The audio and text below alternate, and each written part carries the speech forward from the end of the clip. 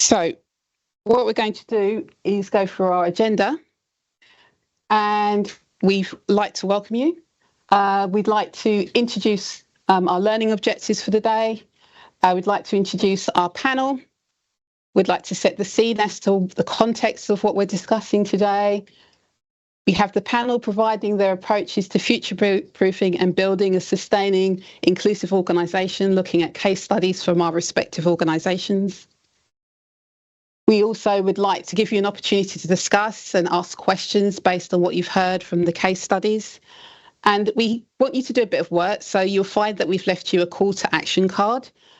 We'd like you to think about 3 things on the basis of what you've heard that you or your team or your organisation will do differently after this session. And we'll revisit the learning objectives. These are particularly for those of you that are using this session for continuing professional development, both for CII, but also you may be part of other professional bodies, so you can leverage this session for your continuing professional development. And we will give votes of thanks and acknowledgements and close, because I don't do this all on my own. It takes a huge team of people to pull off such a fantastic event. So the learning objectives for this session is that by the end of the session, you'll be able to define and specify why sustainability, future-proofing and intersectionality are important considerations in any equality, equity, inclusion and diversity strategy. You'll be able to identify and apply approaches at an individual and team and organisation level to be sustainable and inclusive organisation, and use and apply examples from other organisations to support you in implementing or evolving your organisational equality, equity, inclusion and diversity strategy. So those are our learning objectives for today. As I mentioned, I'm your host, Vivienne Cameron. I'm going to hand over to our next panellist. Hi everybody, it's great to be here. Thank you, Vivienne, for inviting me. My name's Alan Vallance. I'm the Chief Executive of the Chartered Insurance Institute, and I'm also a member of the executive, one of the 2 executive board members at the CII.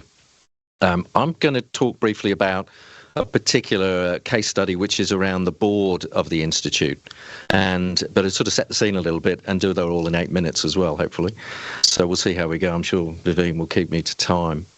So the Chartered Insurance Institute, it's a royal charter body. It's been around for over 110 years, and it's got, like every professional body, a board, and it's got a large number of committees of individuals who represent certain sort of thematic aspects. So in the case of our organisation, we have a board of, I think it's got 13 seats on it.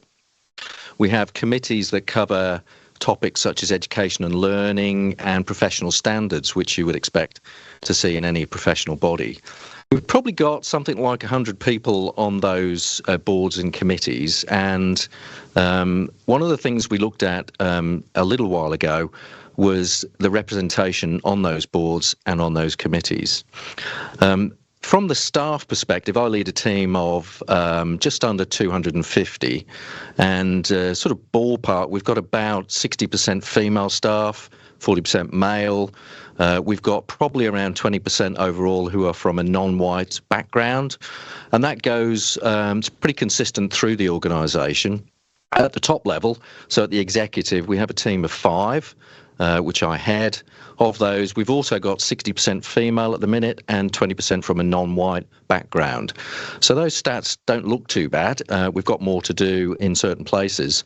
But at the board level, one of the things we observed was the fact that we had, at the time, a low level of female representation and no non-white representation as well.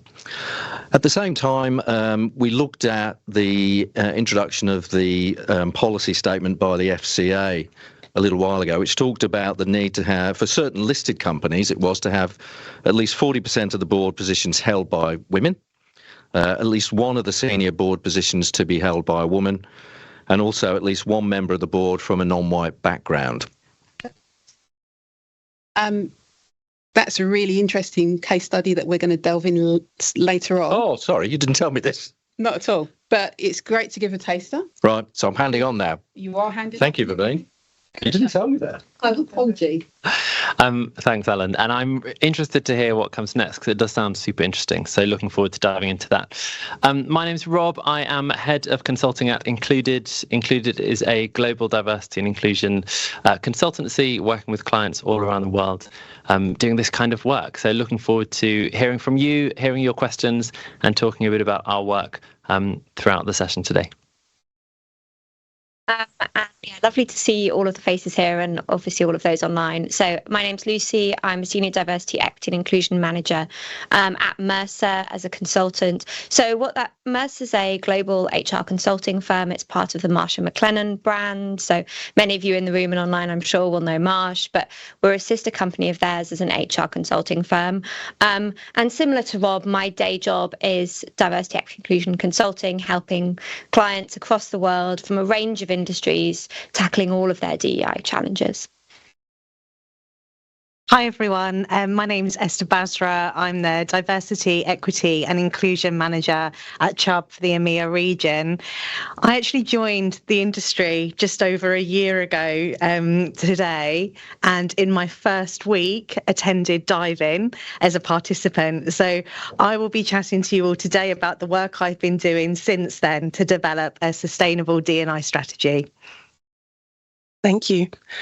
Good morning. My name is Marcella McLean. I'm the Chief Human Resources Officer at Arch Insurance International, which is part of the Arch Capital Group, and we are an insurance, reinsurance and mortgage organisation. I'll be speaking to you a bit about our strategy over the past few years and what we're doing going forward to make sure that we sustain the progress that we've achieved so far.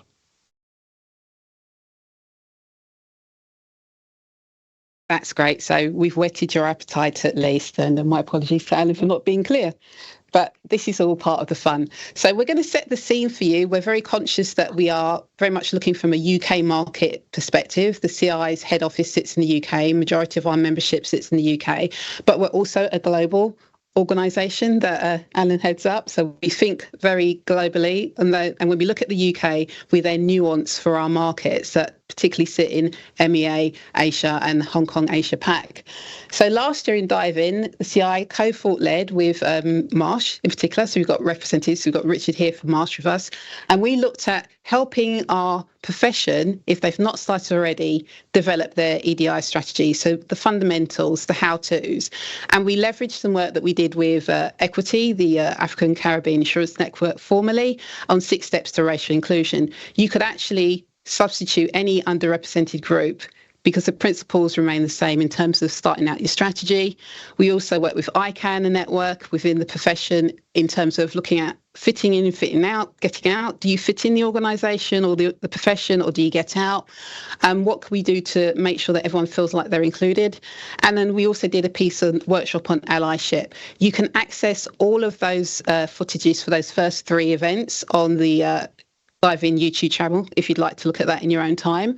And then the 4th, we looked at the impact of regulations on the profession in terms of the EDI scope. And then from that, we also produced some sustainable action approaches in respect of beginning your journey on EDI or pursuing your journey, particularly for you as an individual, within your community and within business. This year, 2023, we look to build on our previous year's thought leadership. And we're very grateful to a lot of the global sponsors that are represented here in terms of Marsh and Arch and Howden, etc. And we would like to particularly look at 2 sets of research, or have a look at in your own time, that's recently been released. Just last week was Transforming EDI Practices in UK Insurance. The CI assisted in that research, in getting the data collected together. And that was the research was conducted by the University of Nottingham. And then also that's just recently come out is the Parker Review report, Improving Ethnic Diversity of UK Business. So you can get this presentation pack. You can download it from the Dive-In platform after and click on the links and go into more detail in your own time. But that's setting the context of how we're looking at sustainability. In terms of us as a professional body, Alan and the leadership have worked really hard on our new strategic plan, which was released in March. You can look at that in your own time. We have six strategic themes. For this session, particularly pertinent are excellent membership experience. So we'd substitute customers for you, for our members. Sector thought leadership. This is what we're doing here. We're actually co-working with the profession to actually do some thought leadership in this space. And 6, and more critically, as we look at this particular area, a sustainable institute. We're a diverse and inclusive organisation. We're serving to be a role model as a chartered body for our sector. And the Institute is accessible to members around the globe. And we're looking to have a net zero workplace as well. We actually do research. So this is a point where I give kudos to my colleague, Vanessa Robaloni, who's unable to be with us today as she's on leave. But we've spent some time looking at data. Now, the data that you see presented before you is based on the UK working population and the data that we've collated to give an indication of what the market looks like for us. So you'll find that when you're doing your EDI research or when you're preparing your strategy, your base point is going to be data. So not spending too much time on this because we want to get to the good stuff of the case studies, we have found that overall the gender split in our profession is about 44% female and 45% male. And then we have a breakdown in terms of technical roles across and supporting roles across the profession. We also found that the length of time of those working in the profession, men tend to be in the profession longer than women. And then we looked at ethnicity as well, as you might expect. The 81% denotes the 81% of the working population would be white, and 67% of the working in insurance would be white. To give you a context, 10% Asian, 11% in the working population in the UK, and then with the profession, 11%, and so on and so forth. And then we also looked at disability, whether it was seen or unseen, and you can see that 69% do not identify with a seen or unseen disability, 25% of those surveyed did, and 34% came up top as a physical disability, and 30% mental, etc., etc., etc., as we progress through the stats. So now we're going to get to the good meaty stuff, the stuff of what you'd want to know. We posed the question as we sat together as a panel as to the best way to approach looking at inclusive, sustainable organisations and how to future-proof and build those organisations. And we determined that these are the questions we needed to ask in terms of what we have done in our own respective organisations. So what was the challenge? What was the deficiency or issue that we've identified? Why was it a challenge or deficiency or issue? How was it approached to address the balance and correct it? And why? What were the findings, results, and the outcomes? Were they surprising? Were they what we hypothesised? And if so, did we need to pivot? And then how are those changes in place? Have we changed behaviours? And how are we sustaining results? So those are the questions that we as a panel posed in our respective organisations. So here you're going to get insights from the professional body, you're going to get insights from those outside of the profession, and then you're going to get insights from those inside the profession. Now, Alan has very kindly given us a taster of what he was going to tell us. So do you want to develop more? Sure. Probably over the 8 minutes, I've used about 5 already, haven't I? So a couple of things to pick up on. So we are a professional body. We're sort of governed by a royal charter. The charter itself prescribes the composition of our board, and it's quite specific. And if you need to change it, you actually need to go through a process where the Privy Council has to change the royal charter. So changing those kind of frameworks can take some time. So there's some really interesting challenges when you're looking at being flexible and adapting and changing organisations. But the plan that Vivine mentioned, the strategic plan that we landed and published earlier in the year, the words that she wrote out are not the words of somebody else, and I'm spouting them. They're actually my words. I actually rolled my sleeves up and wrote quite a lot of the strategic plan. and I am the chief executive, and I therefore have kind of some opportunity to influence what the organisation does. And because they're my words, I believe in them. And Vivine and I talked about them, and we had a session with our board. So we've kind of set the goal out there. We want to be representative. We want to have greater diversity and inclusivity, and we want to do that at all layers of the organisation. And we're focused here on the kind of governance layer, the boards and the committees, and specifically our board. So knowing what we want to do, the first bit was to actually gather some data, and that, I know from experience, I've been across 3 professional bodies now in my career over the last 15 years or so, and gathering data is really tough. So one of the challenges is making people feel comfortable to share information, and that might sound easy when you're talking about a relatively small set of people, but it isn't always. So the data, though, showed us that we didn't have anybody from a non-white background in the board and the committee levels in the main. We looked to improve gender diversity in the board as well. And we were mindful of the policy that the FCA had put out about, for listed companies, having 40% of women on the board, one woman in a senior role, and also at least one person from a non-white background involved in the board. So knowing that we had a way to go, we've been actively involved over the last couple of years, and will do in the future, in actually encouraging people from those backgrounds to apply. We're currently at the stage where, as I said, we've got probably about just under 40% of the board is now female. We have a chair, Helen Phillips, who is a female as well, so we've ticked 2 of the boxes. But we're in a position now where we need to encourage more people from different backgrounds to apply. We don't currently have any non-white members of the board, but we've worked within the charter that we've got, and the charter gives us the opportunity to it says co-opt people to the board. So we're just about to refresh our observers. We currently have one observer who's a black male in Africa, Charles. He's finishing shortly. His term expires, and we're going to bring in 2 non-white individuals, one male, one female, into 2 new roles to observe at the board. So there's quite a lot of work going on in that regard, which is great, but we've still got some way to go. We also, we're not required to comply with the FCA policy. Neither are we required to comply with reporting our gender pay statistics, but I take the view, and I'm supported by my colleagues on the board, that we want to comply. We think it's important to comply, and to also share that information to be transparent. And the reason for that is that if we are going to be an exemplar organisation and we're setting the direction for the profession that we represent, then it's important that our house is in order too. So we've very much got that goal in mind, and we're working hard to get there. But it's work in progress, and it will take some time. But the commitment is there. And we will also report how we're going. So one of the things I was very keen for us to do over the 5 years of our new plan is, at the end of every year, look back and say, how have we gone?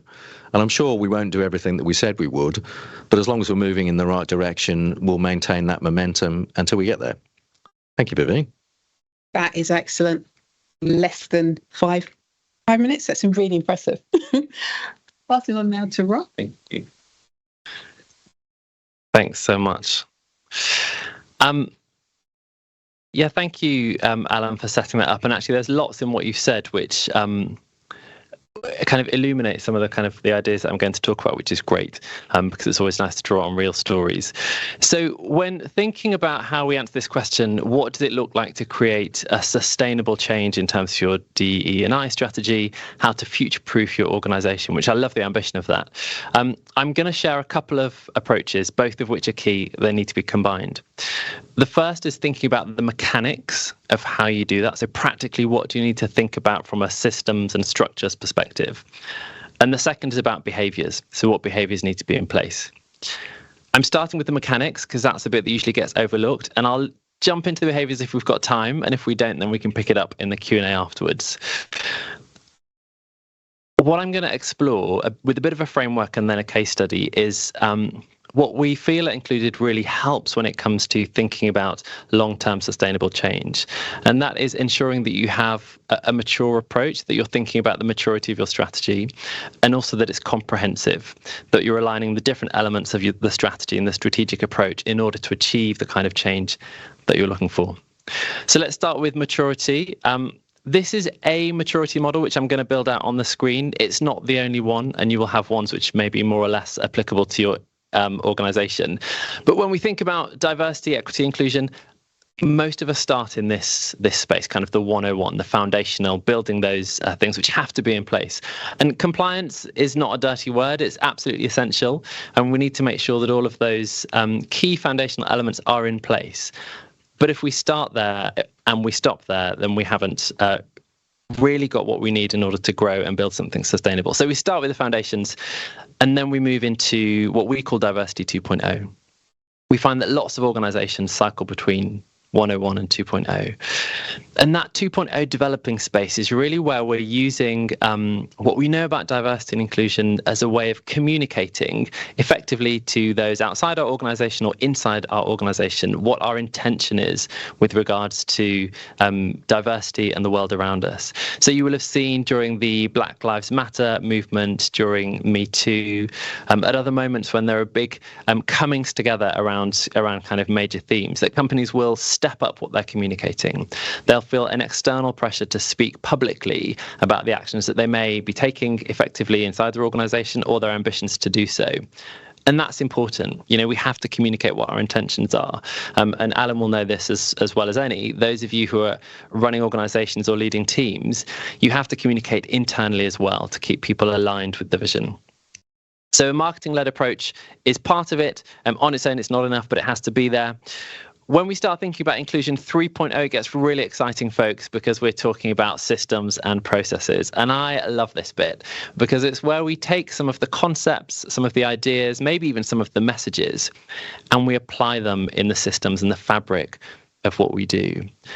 And unless we're looking at our systems and processes and designing them in such a way that they produce inclusive outcomes, then we won't really achieve the transformation that we're looking for. So thinking about systems, processes, what we produce, whether that's services or widgets, how can we think about the mechanism that produces those things and make sure it's designed in a way to create inclusive outcomes? And finally, inclusion 4.0, so taking a transformation and transformative approach. And actually, within this context, when we're thinking about the Institute and you here in the room and online as a collective group of people speaking for and representing a profession, there's a real opportunity to think about transformation across the sector. So I do a lot of work in individual organizations, which is great. I love my clients. If you do great work, it's fantastic.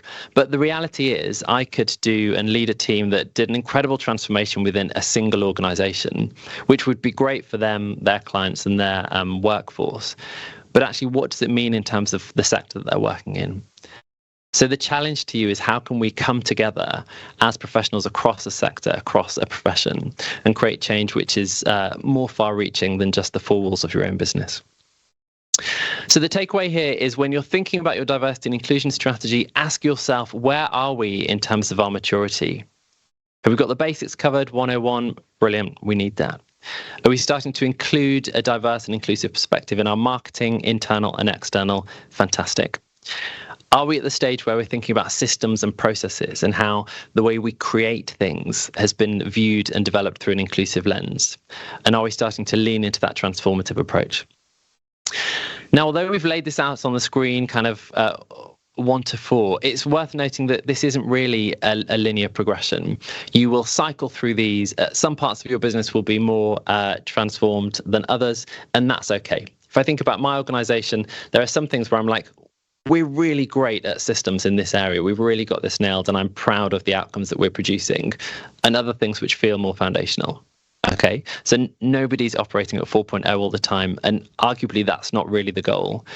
As people who are leading on this and interested in it, the question is, where are we, and how can we move to the next level? So once we've considered a maturity framework, then the challenge is, okay, how can we make sure that our strategy is comprehensive? At Included, we think about diversity and inclusion strategies using these five pillars. And actually, these pillars can be applied to any transformation program. It's not diversity specific. But when creating sustainable approaches, we have to consider strategy, data, governance, leadership, and systems, and crucially, how they interact.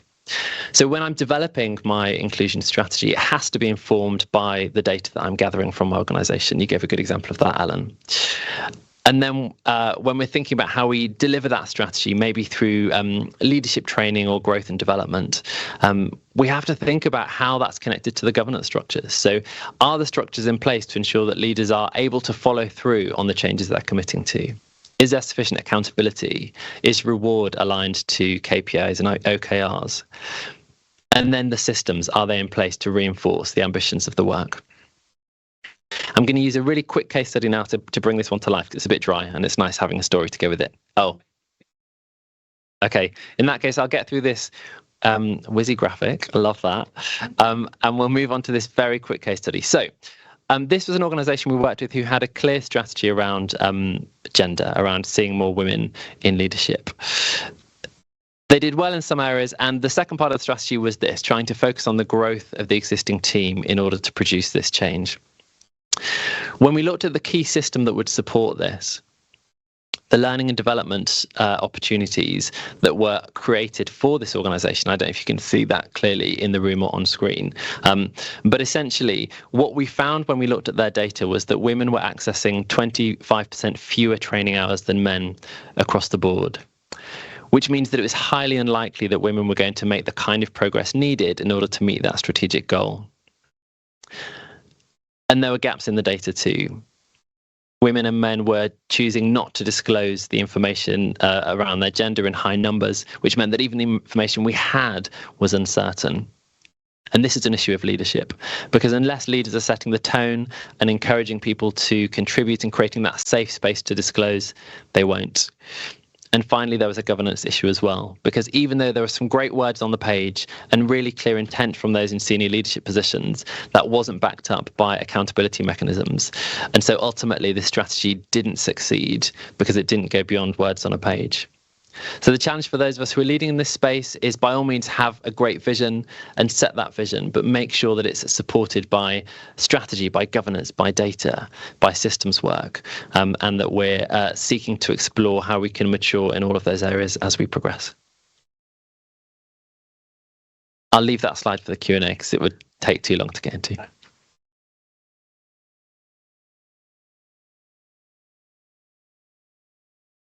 Perfect. Well, I'm afraid I've got one rather dry slide, so you're going to have to just listen to me talk instead. I really wanted to, as Rob kind of was getting to in the end, think through the kind of practicalities of it, using a case study from one of our clients in the broader financial services sense. It pulls out a lot of the key themes that Rob was getting to in terms of strategy, data, leadership, as well as how we pull that all together over the long term to ensure that we're consistently have a feedback loop to change our strategy, to adapt our strategy. When we think about sustainability, we think about that strategy over the long term and how we can adapt it to the changes in our workforce, the changing priorities, as well as the changing needs, understanding that you're not going to create it perfectly. So that's kind of the background to this project we did with this client. They really were, to your example, they very much sat in that 2.0. They were very reactive to changes going on. They had a global strategy in place, but locally it was hit and miss whether it was impacting the market strategy, and it was really sat within a specific DEI function.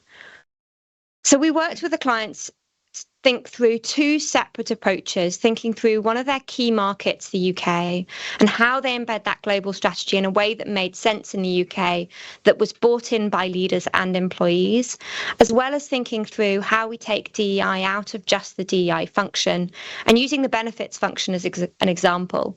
Many of you may just look at your benefits once a year, but actually making sure that that is fit for everyone and that everyone is able to utilise the business benefits was really vital for them as a business and was an important DEI strategy. So you'll see as the slide goes through, I've talked through UK and global. there really were kind of two separate pieces that tied in together. So when we think about the UK, although they had this global strategy and they were doing a lot in the UK, there wasn't really an understanding from the data perspective of what was going on. What was their current state? What was their data looking like? What were their policies looking like? What did their employees feel? And actually, how bought in were their leaders? They had a strategy on paper. They were doing a lot of initiatives, but it wasn't strategically driven by employees and leaders. So we went through a process of reviewing their policies and practices, engaging with employees, with their employee resource groups or communities or networks, whatever you may call it, but also engaging with their leaders. What were they and weren't they bought into? What were their kind of key selling points? Now, on a global basis, when we think about how we embedded it from a benefits perspective, there it was really alignment also with the ERGs, employees, making sure that feedback loop continued, but also deep diving into their benefit strategy. Where was DEI included or not? And what we saw was something that they'd already said, which is they were taking a lot of action, but they needed a simplified approach with a high-level strategy driving this. They almost had the opposite. Although they had a global strategy, locally there wasn't a common thread, and each ERG was taking a different approach. And one of the kind of key learning objectives for this was that intersectionality piece. Many of you may be part of your employee resource groups or ERGs, you may be aware of them. They often take a single demographic as a viewpoint. But actually, one of the things that became clear was there needed to be more alignment between the employee resource groups, that they had a similar governance structure, they were taking a similar approach. Everyone was pulling towards a common goal. And that really enabled them to work towards this more intersectional approach. Actually, how can your ERGs work together? Now, from a policies perspective, it became really clear that one of their biggest challenges, and I know one of the challenges many of you will have faced over the last few years, was recruitment efforts. And for them, it was particularly diversifying their graduate recruitment. They'd done a lot from a gender perspective, but actually as they'd started collecting broader diversity data, it became clear that more needed to be done. They also, although had been tracking recruitment from a gender perspective before, they didn't have that continuous feedback cycle from broader diversity across their recruitment portfolio. So it became clear that that should be a priority for them. If they were going to diversify their workforce, they needed to understand what it looked like across a range of demographics at all levels of the recruitment journey. So that was their UK priorities, but when it became clear globally in terms of that benefits perspective was that there needed to be a formalised loop with the DEI team and benefits and employee resource groups having continuous conversations. It had become clear that employee resource groups were having conversations with senior leaders because they didn't have that connection to local benefits teams to understand what were the key strategies. And part of that alignment of employee resource groups was really helpful to ensure that they were all pulling towards how do they get together to identify the key benefit strategies. They weren't all doing multiple different initiatives, pushing in multiple different places. The other piece that became clear was benefits can be very different locally. Many of you may be aware of this. You may manage insurance packages that sit within people's benefits packages, but each market is very different. And each market can be very different in terms of the way that they think about diversity and inclusion. So part of the approach that was taken was formalising in a global framework how local benefits packages take into account the inclusion that is critical in that market. I know there's lots of people online from different markets. You'll be very aware of the sensitivities if you work in a global business and how important it is to take both a global approach and a broad inclusion approach, but understanding that markets are at different place in that maturity journey. As you talked about, different parts of your business, particularly different markets, will need different things. So as we were going through this, we've talked about it, it became clear they needed a roadmap for change. They needed it to be led by executives. As you say, leadership is key, but also the voice of employees needed to be continuously heard. As they were continuing to build the relationship with executives, with employee resource groups, to make sure sure that that strategy was sustainable in the long term, but also continuously evolving based upon the continued needs. And that did see an increase in diverse representation, alongside that tracking in recruitment and the really targeted graduate recruitment for them. Also, that employee resource group connection helped them to see some of the key priorities for employees. Now, many of you will be seeing it in your own companies maybe, or your competitors, but they saw that real need for a gender-neutral parental leave. They wanted to enable men to take more of that parental responsibility, but also enable women to allow for their partners to do that, allow them to come back to work and share that parental responsibility. They also saw, and this may not resonate so much in the UK market, but in global markets, an inclusive insurance framework within their benefits.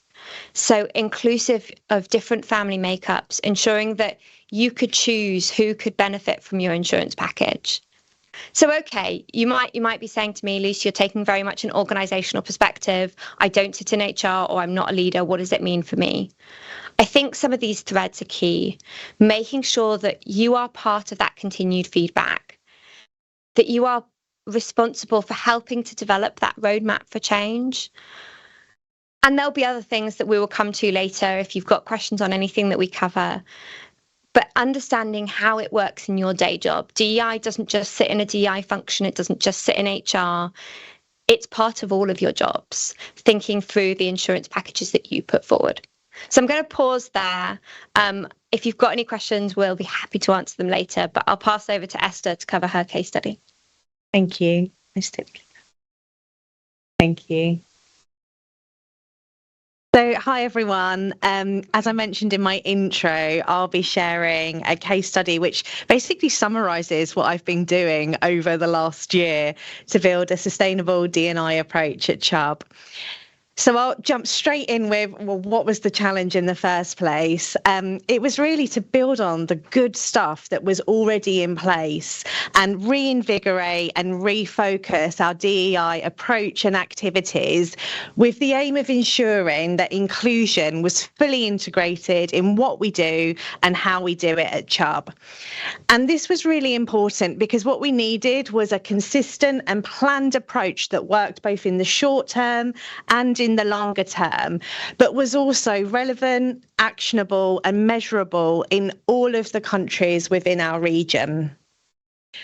So the approach with this, one of the things that I did really early on was actually take the time to understand the reasons why sometimes DEI initiatives don't deliver what we intend them to do and perhaps don't have the impact that we hoped that they would do. And there's lots and lots of research out there. You've already been signposted to some good resources. I'm going to give you a couple more. So the ones that really personally I found helpful, there's a Building Sustainable D&I report and research by Gartner, CIPD, Diversity Management That Works. And of course, there's also the FCA recent report in 2022. And I've picked out a couple of the bits that I, again, found really useful and hit home for me when I was looking at a sustainable strategy. So there's that first point you can see there on the slide about this is about building inclusive cultures, so potentially culture change.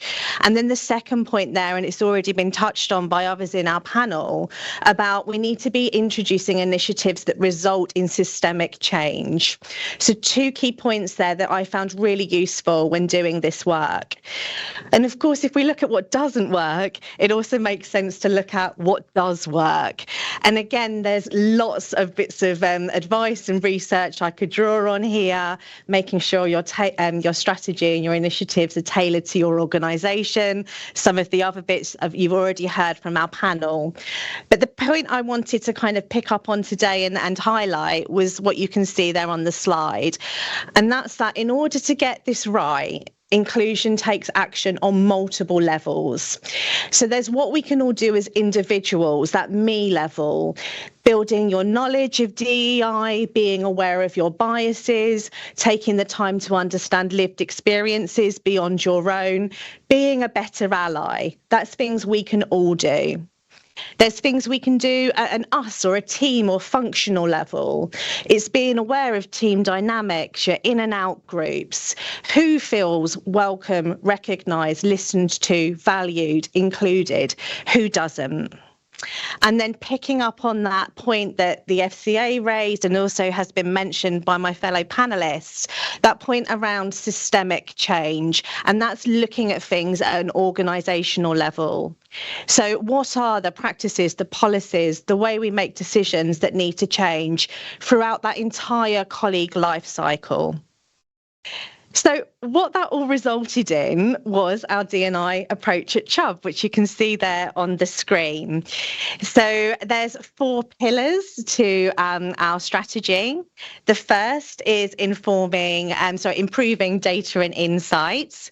So that really informs action and gives us a way to measure progress. There's clarifying accountabilities. So everyone's actually clear on the part that they need to play in this. Linked to that is building awareness and capability. So it's all very well to say to someone, for example, you need to be a more inclusive hiring manager or a more inclusive manager. But how do you help them to do that? And that's what that pillar is all about. And then finally, the 4th pillar there is applying an inclusion lens. So that's to policies, practices, decisions, some with a colleague-facing focus, but increasingly thinking about supplier and customer as well. So in terms of progress and outcomes, I'm going to be honest, it's still early days. So I'm beginning to see that progress in general and against the high level outcomes that you can see there on the screen. So the 3 strategy outcomes that were identified was recognised internally and externally as an inclusive employer, improved diversity at all levels, and more inclusive touch points. But what this approach has also helped with is engaging different stakeholders internally and externally on what we're trying to achieve. There's that clear aim that you can see in the middle there. Inclusion is fully integrated in what we do and how we do it. And that's become a bit of a North Star. And the 4 pillars also help answer and make sure these key questions are considered. So first, improving data and insight. That's really answering the question of what do we really need to focus on? Clarifying accountabilities. Who needs to take that action? And quite often that's more than one group or individual. Building capability and awareness. How do we take action? And then applying an inclusion lens, that's telling us where and when we take action.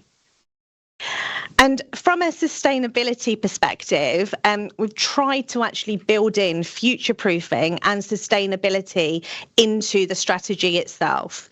So there's regular measure, review, evolve points within our more detailed plan.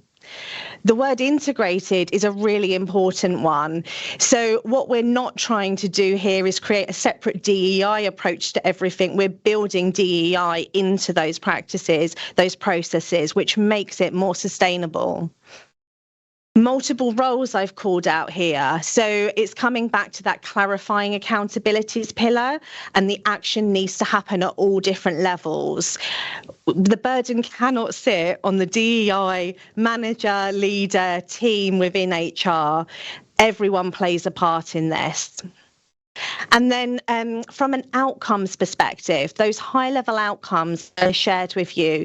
They remain consistent, but actually the more detailed measures and targets that sit underneath those, they evolve based on progress and as needs and challenges and opportunities arise.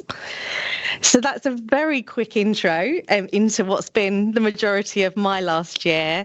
I hope you found it useful. Thank you, Esther. It's great just to come after Esther, actually, and there's a lot that she spoke about happening in Chubb that has resonated with me and what we've done at Arch Insurance International. So I'll start with the opportunity, and I'm starting for us maybe about 3 years ago, 2020. I won't delve into everything that was happening there because we all lived through it. But against a backdrop of a lot of social, political, health and many other challenges that were happening around, for us within our business, it was also a time of great change. We had had lots of growth. We were all feeling very excited about the future. It was a very dynamic time in our business. And it was a time when we identified some opportunities around establishing, forming and socializing our D&I strategy. So the opportunity there was twofold. And the first was really linked to what Esther was saying here about how do we embed D&I into everything that we're doing? How does it become part of our culture? How does it become part of our process around how we retain, how we hire, how we develop people within our business? It was really important for us that we were establishing that key element and key focus because we didn't want D&I to be a thing that was done on the side. We really want it to be embedded into everything we do and just the way that we work. The second opportunity for us was to focus on inclusive leadership to foster safety as an enabler of creativity and innovation. For us, being an inclusive leader is a fundamental trait that we want to see in the leadership across our business. We see it as important as every other thing, how to delegate, how to develop people, how to ensure that our talent is growing.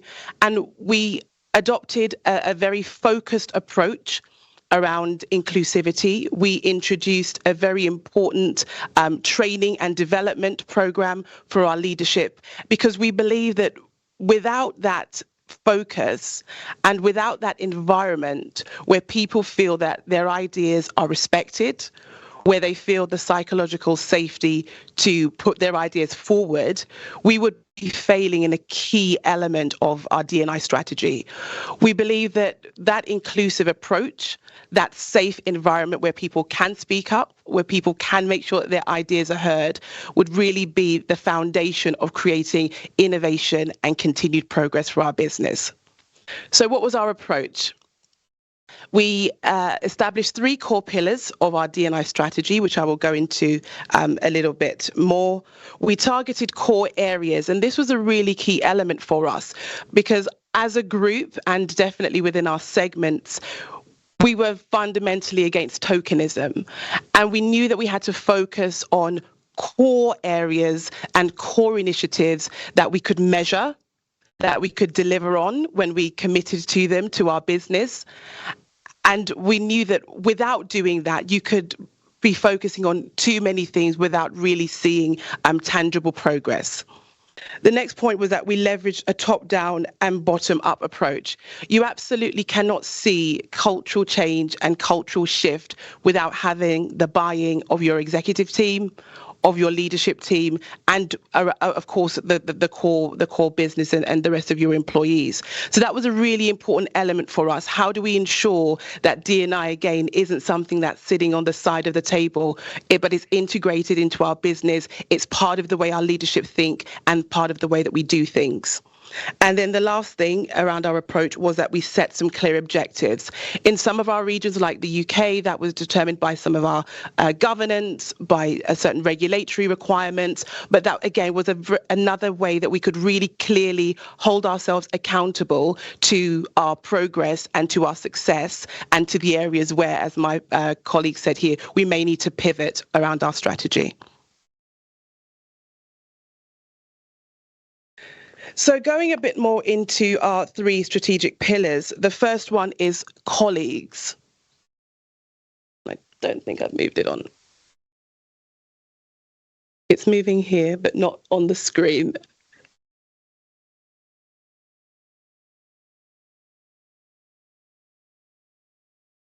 No?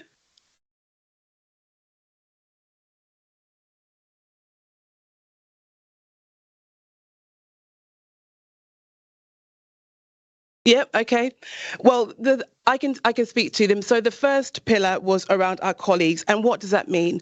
It was really important for us to ensure that we were drawing from the broadest pool of talent, that we were going to the underrepresented and underserved areas of our business, because for us, really, diversity is about diversity of thought, and whether those are physical characteristics, whether they are other characteristics, for us, it was really important that we were drawing from that widest pool of talent. And these are all linked together, these pillars, because that links into what we did with our communities as well.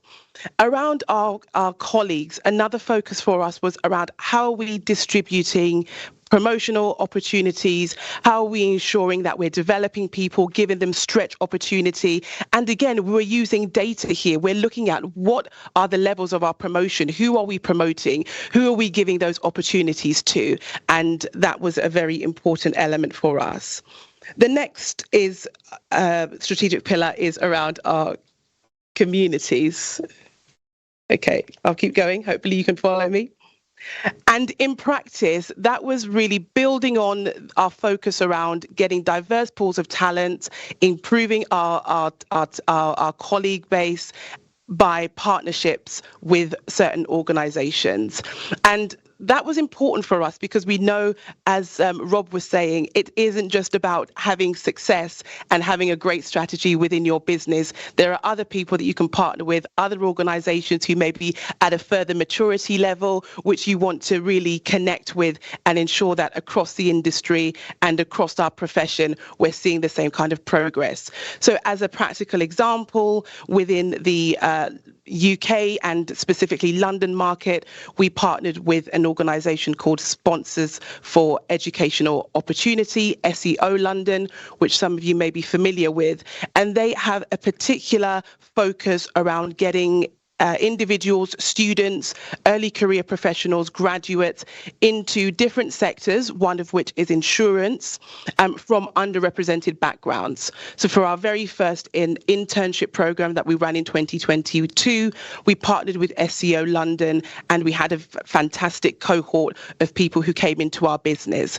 I know across our group with some of my colleagues in North America, in our mortgage group, for example, again, leveraging the partnerships within their communities, colleges, universities, providing scholarships and opportunities for people from specific underrepresented backgrounds. So that community element and ensuring that you've got those sort of strategic partnerships to articulate and to achieve the goals that you set within your strategy was a really important aspect for us. The third pillar was culture, and all of my colleagues have talked about this to some degree.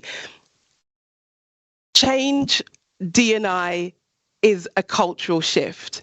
It's something that takes time.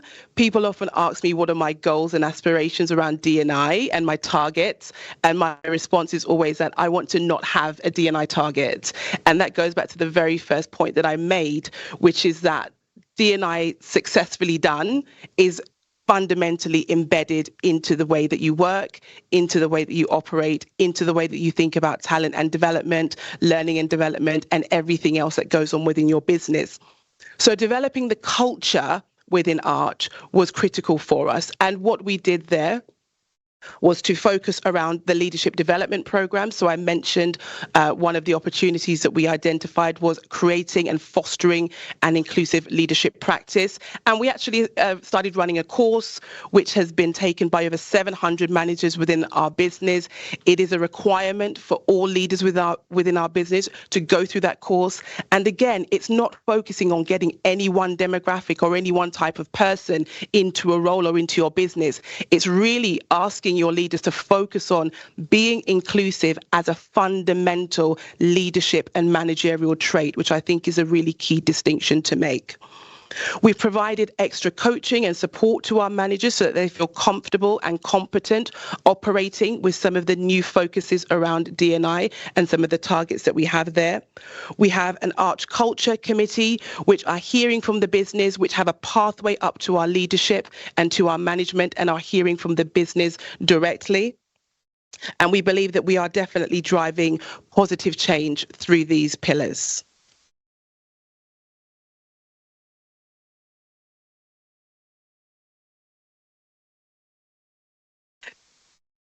No, we're okay. I'll just give you a few points here on our outcomes. So the first outcome, which we're very proud of, is to be recognised internally and externally as an inclusive employer.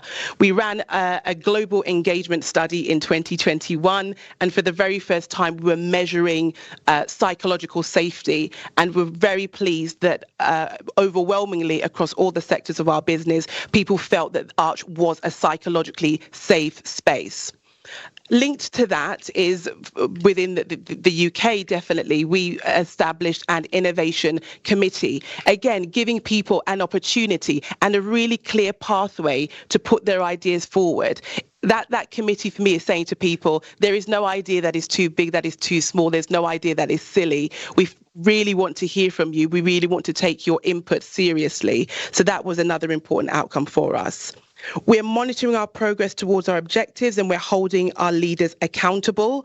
Within the UK, we wrote into our strategic objectives some very specific D&I targets, which we were very pleased to achieve ahead of time. So holding ourselves accountable in terms of really very strict targets. We've had a successful adoption of our leadership program, which I have mentioned, and again, talking about that top-down approach and ensuring that you have got buy-in, I think it's a really great achievement for Arch as a group that our CEO, our group CEO, the executive leadership team, and all the CEOs and leadership teams of all our segments have gone through that training. Again, setting the tone for the business and showing them that this is something that we're taking very seriously.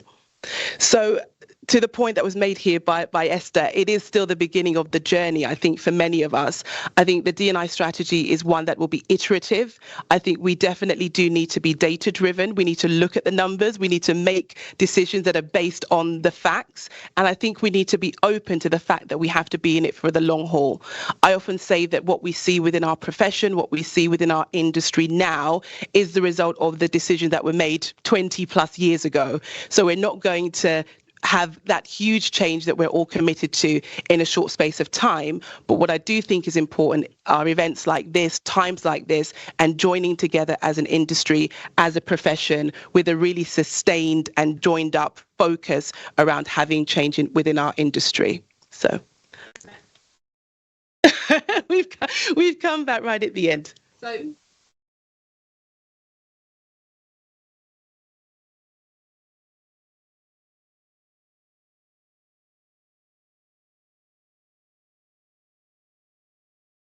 online and check. Hello. Yes, we've got a comment first of all from Gilly Fairbrother, who said, "We've heard a lot about gender diversity data and goals today, and the challenges of creating a safe space for disclosure. I'm still hearing information stating, for example, 40% female and 60% male. Stats show that 1% of people globally describe them." But we do have a question, and our question is, in and out groups is such a good point to raise and can be such a subtle form of favouring people like you bias and difficult to address and tackle. Do you have any specific advice around this?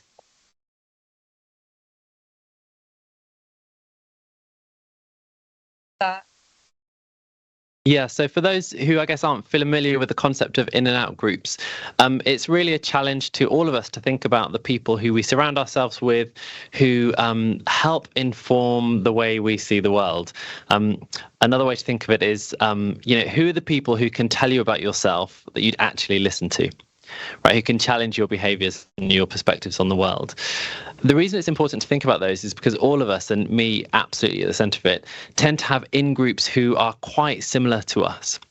So if I think about the people who are in my in-group, they tend to be my kind of age, have my kind of education background, sit in the same kind of income bracket as me. I've got a couple of kids, they're probably parents, which is really boring for people who aren't parents. So we tend to surround ourselves with people who are like us, which is not a bad thing. Sociologists tell us that we need that kind of firm base, that foundation, in order to kind of go out and seize the world and do all the brave things that we need to do. But there is a risk. And the risk is that when we operate in very diverse world and diverse working environments, then unless we're surrounded by people who are quite different from us, we'll engage with people in a way that is informed by our biases or our stereotypes that we've observed, or the way we've been socialized as young people, young adults, to see the world. So as leaders, people engaging with kind of colleagues, the challenge is really, what can I do about the fact that my in-group, those people who help confirm the way I see the world, kind of my echo chamber, what can I do about the fact that they might not be very diverse? So what you shouldn't do is go out and change all your friends. That's like a bad idea. But one of the things that we can do, that we encourage, is that's quite fun, is you can do, for example, an audit of your media consumption. So my in-group is not very diverse from a disability background. So I don't have very many people in my immediate circle who have a lived experience of a disability, a physical disability, and neither do I, which means that it's a risk for me in terms of where my biases might creep in and influence my decision making. So one way I can challenge that is to think about the media that I'm consuming, the narratives that I'm absorbing every day when I watch Netflix, read the news, and ensure that within that there are narratives which are written by people for whom that is their lived experience, and they're telling positive stories about their lives that I can learn from them. The other important thing about that is that it means I'm less likely to go to the one disabled person in my team and mine them for information and force them to tell me about their life story over and over again, because that's actually not their job. You know, the responsibility is on me to learn. So the first thing I'd say is have a think about who your in-group is. Do a kind of mini audit of how diverse it is. It probably isn't very diverse because none of our in-groups really are. And then think about those areas which for you might be a particular area of risk, and then try and find ways to reduce that knowledge gap. And one way might be to think about the media that you're consuming and who's writing and creating that. Is that okay? I totally agree. I think the media you consume, if you're a book reader, the books that you read, what comes up on your media page will often be a reflection of what you've seen before. So as you said, taking a targeted action to change that. I think there are ways you can change it in the people that you work with in the workplace. And sometimes that's a formalized process where that's reverse mentoring. As you said, we often talk about, you know, people with particular diverse backgrounds who may be minorities holding a lot of the weight of educating the workplace. So be really careful about that. If they're taking that time, be the person to help them with their career too. Make sure it's a two-way streak. It's not just you learning from them, it's them learning from you as well. And make sure you're leaving the legacy that is, over time, you can diversify your in-group. Yes, as you said, don't immediately go, I'm cutting these friends out of my life. They're too like me. You can be my friend just because you're not like me. But actually, as you go into a new workplace, as you go into a new space where you can make friends, being really conscious about how you make friends that have different experiences and how you hear them. Because I think that's the other piece, is sometimes even if you do all of this of adding them to your space, adding them to your social media, if you're not sitting in what is uncomfortable in you and hearing what they say that makes you uncomfortable, you can't change the way that you are. Unfortunately, all of us have biases that exist, and that can make us uncomfortable when people raise that. And that can make us uncomfortable when people say things about our biases, about our own privilege. But I think it's sit in the uncomfortable, be okay with it, acknowledge that that's just a part of what all of us experience as you're learning through the process.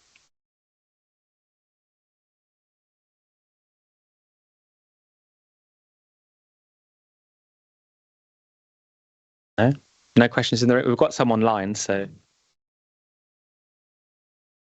Just following on for the statement that was made earlier about the boards, it was just asking, with 1% of people describing themselves as transgender and 1% as non-binary, how can we report accurately without perhaps having all of the data about gender yet, i.e. maybe signposting that it's not just the two genders?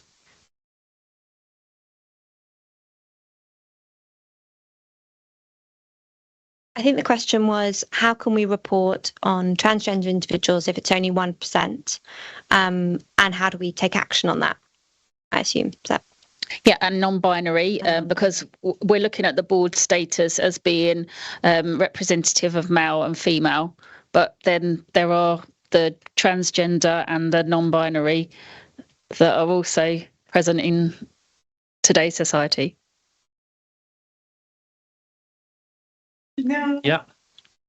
Well, I think it's the old story, isn't it? You can't manage what you can't measure. So I think one of the first things that I think we should consider is the way in which it gets back. A lot of it gets back to capturing the information in a way that forms insight, so we can actually be aware of it and make decisions. And I think, from my perspective, I was going to come back to a point about comfort, actually, because one of the things, when the further up the tree you go in organisations, the less difficult, the more difficult it is to have these sorts of conversations, I think, in my experience. So that's a great point that's been made, and I'm going to reflect on that. And Vivine and I, one of the things I like about Vivine is she'll say it the way it is, and I guess we're a real life example, aren't we, of somebody at the C-suite level listening to the head of DEI in an organisation. And that's probably a great topic we can take back into the workplace and say, wow, that's great. What are we now going to do to reflect that? How do we capture that information? How do we then inform the discussion? And how do we start to influence change within our organisation? So I think it's a great question. I don't know the answer to that, but I think we should have a chat about it afterwards. Yeah, I mean, just discussing with our insights manager, Vanessa Riboloni, the data that we get back, it's that challenge of if you don't have a good sample of data, it's hard to make determinations, decisions.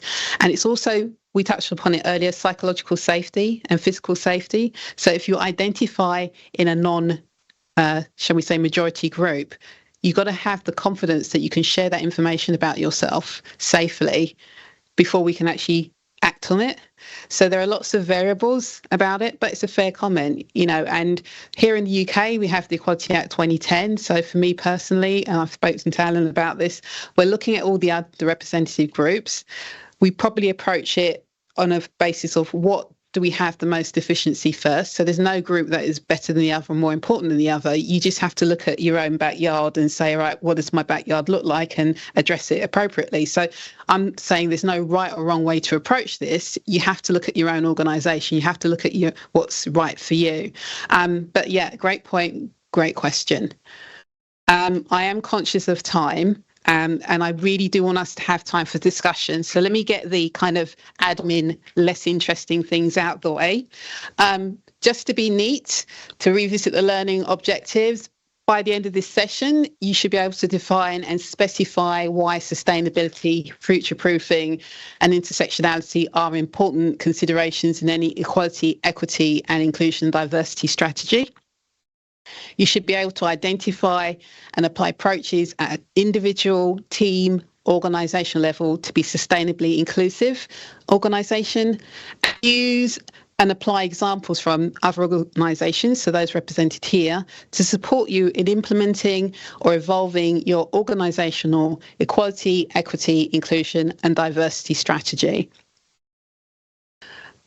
I said you're going to do a bit of work. I see some people scribbling furiously. If you are in the room, you will have a call to action card. So we'd like you to take this away with you. You don't have to do it now. You can if you want to.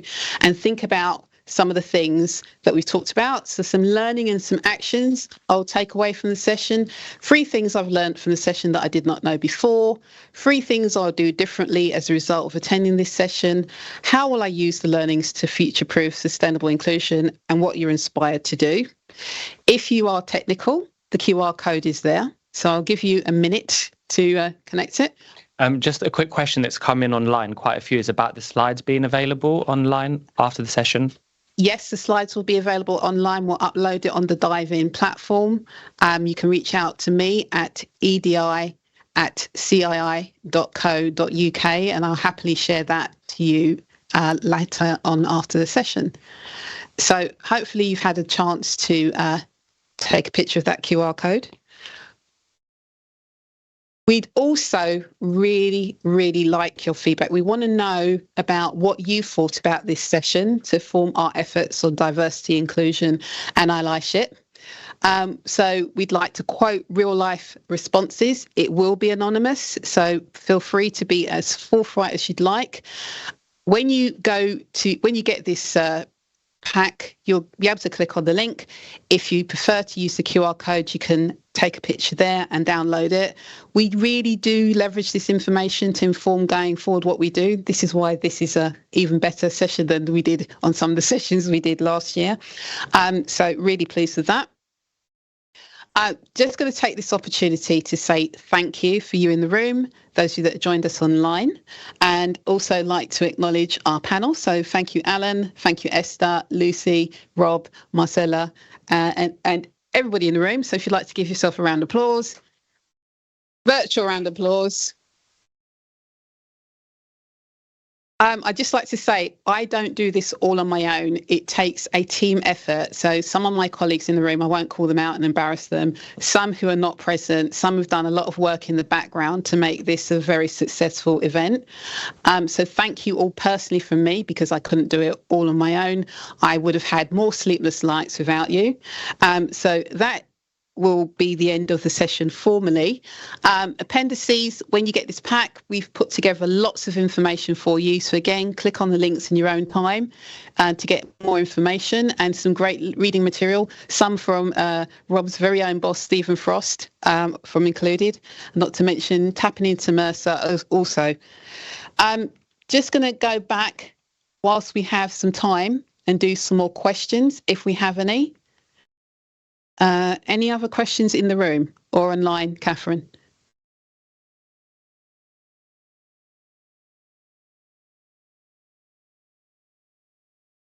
So where was the question? Okay, if you can just say your name, and then thank you. Hi, I'm Sophia. I just wondering kind of how you guys dealt with the initial barriers to change, like the initial pushback to embedding these D&I committees.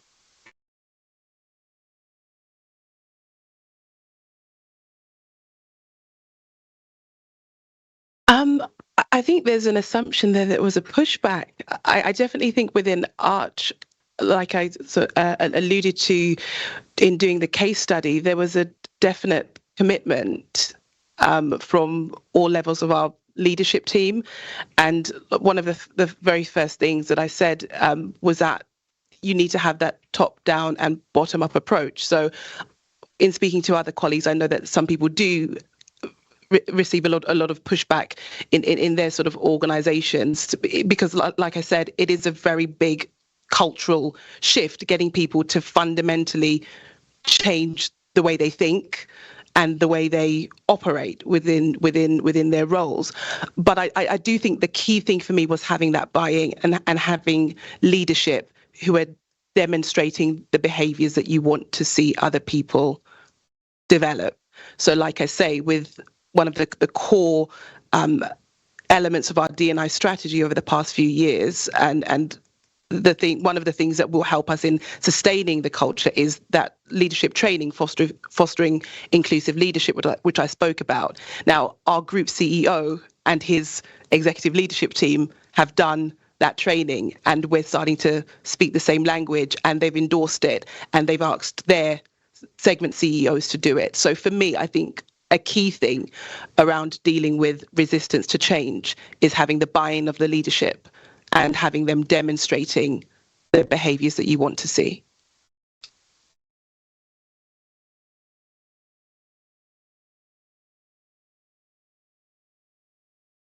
Possibly. It's such a good question. And I think in an ideal world, it's a great scenario to have it where the senior leaders have buy-in and they've said yes, and you have that leadership from the top. I guess the follow-on question would be, what if that's not the case and I'm trying to lead this from the middle or from the bottom? How can I drive that change and get that motivation? Because unless it's there, absolutely, kind of transformational change can't happen. I really loved what you were talking about, Lucy, when it came to employee network groups and engaging with the voices in your organisation. So if I'm a middle leader or someone more junior in the team, and I'm like, change has to happen, we need to make it happen, but perhaps I don't have the power to leverage that myself. I'm not in the C-suite and people don't know who I am. I'm not sure how to make that change happen. One of the things you can do is think about the people around you. What groups can you commit to? How can you generate power through numbers rather than through position? Because you will have a voice, but your voice will be more powerful if it's amplified by your colleagues. And that may be through a formal employee network, which can be great, or it might be through other forums which exist to ensure that employee voice is amplified. But use to your advantage the fact that there is a significant war for talent which is still going on, and your leaders will want to know what you think, and you have an opportunity to speak and to challenge. The organizations are so much more exposed these days, given how much of what happens inside the organization can be shared on social media. The way that employees perceive their leaders is incredibly important. So if you're someone in the middle rather than someone at the top, then use that and agitate for change. Because whilst we need that leadership buy-in to be there, if it's not there yet, there's definitely a push which can happen from beneath. And I don't know, we have a CEO on the team. Alan, I don't know if you've got a comment on that. I agree with what you said, Rob. I was thinking about it from my perspective as somebody in the C-suite, and I've worked across a number of different professional bodies and professions.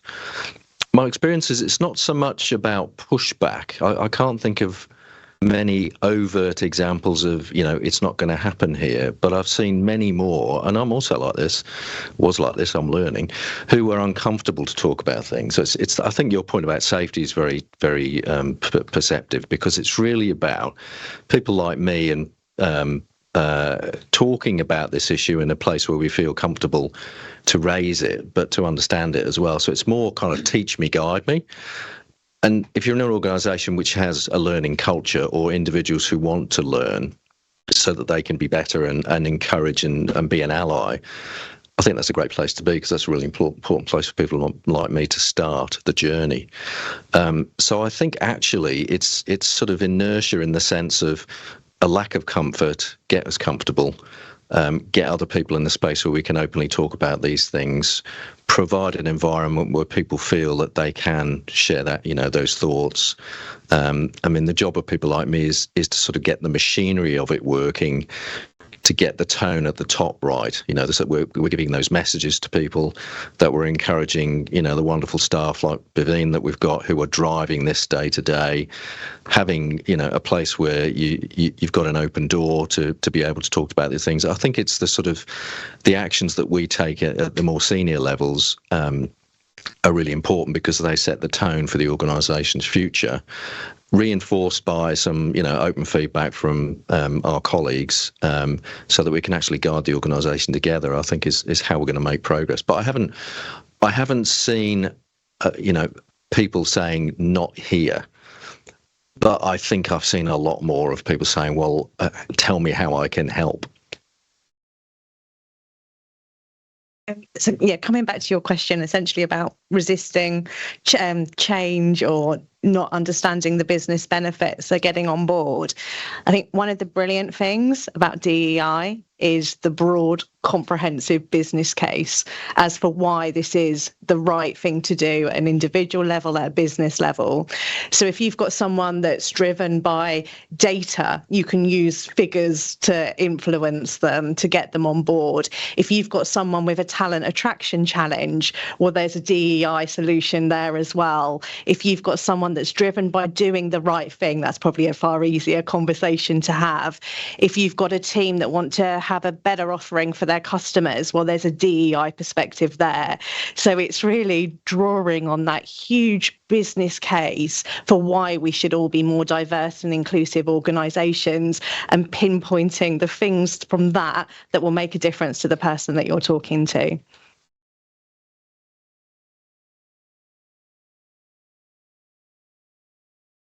Enough voice, to be fair. But we'll have a last question. We're going to have to be quick. We've got one in the room and one online. So if you can be quick, I just wanted to ask, based on what you said about women accessing less training materials than men, why was that? That's such a great question. We with that client, we didn't delve into the specifics. We used that as a way of showing them where the challenges were. But there'll be lots of reasons. So one of the standard reasons is about visibility. So am I seen within the organisation as somebody who will benefit from this extra investment? Am I perceived as somebody who will be kind of add value to the business by being invested in? And what we see typically is that those people who are making those decisions will recruit people into those spaces who are similar to them. So we call it kind of an affinity bias, which sees men promoting men, to be very blunt, but people with similar diversity characteristics pushing people forwards who are similar to them. So one of the cases which I didn't share was from our work with the Bank of England, which saw some very similar effects. And we looked at the data in much more depth there, and we saw that this speaks a bit to the intersectionality challenge, which we haven't really explored here, but we should do. But we saw that black women were not advancing in their careers and weren't pushing up from middle management to more senior management. And when we looked at the reasons why and understood that, the intervention that we suggested and defined with the bank was around sponsorship. So identifying that talent and leveraging the experience of those senior white men in the business and their networks to push forwards those women. And that can be as much as making sure they're able to access those training opportunities, as well as kind of making roles open to them. So I think that's the right question to ask when you're confronted with that data, which you will be, because companies amass loads of data and often we don't really dive into it. But when you see it, the question is then the why, right? So we often collect diversity data, but we're much less likely to collect inclusion data, and which speaks to some of the reasons behind, the lack of access, for example. So I'd say that's the right question, and do ask that when you're confronted with similar data. Session this morning where they said there was more men that would apply for a job where they had potential, but women would only apply if they'd already achieved that level of what was being asked. So yeah, and my colleagues might be able to speak to this better than me, but absolutely, there's something in the way we design opportunities that are often designed to it be more attractive to people from certain demographics than others, because we tend to create things which work in for us and in our own image. So there's some really interesting research which suggests, for example, around recruitment, which my HR colleagues will know about much better than me, which looks at the language we use in job adverts and how that appeals more to women than to men. And I think you could absolutely apply that same kind of lens to internal opportunities. And when thinking about the kind of the systems review or looking at your processes and applying that inclusion lens, which has been mentioned here, that's the kind of thing you might want to do.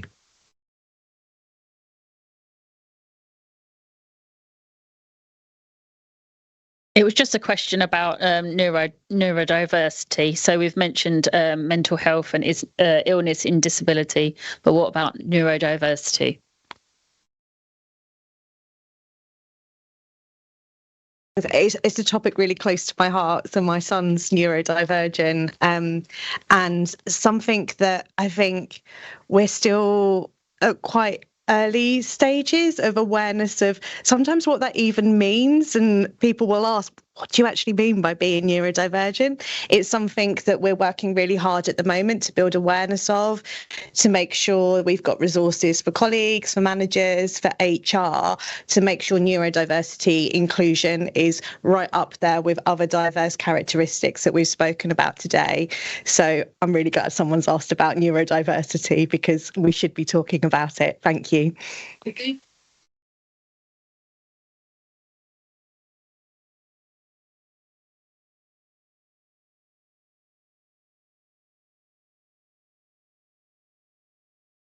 The insurance investment profession on this area. They're soon to become a CI EDI network partner. They're just proceeding with their application to help us work with subject matter experts at the CI in this area. So, yeah.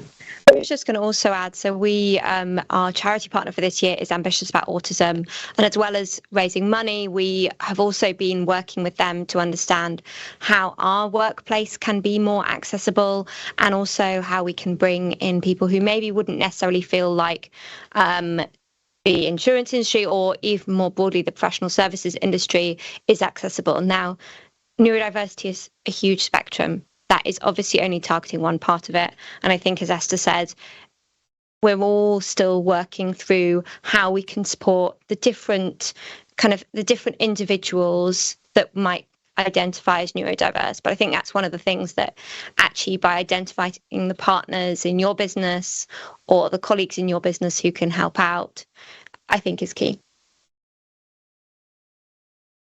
Give us your feedback. The link will be in the chat with any fortune, so you can click on that. Just remains for me to thank you all online and in person for joining us today in the discussion and the questions, and do take some time to think about what you've heard, what you've learned, and what you're going to apply going forward. Thank you very much, everybody.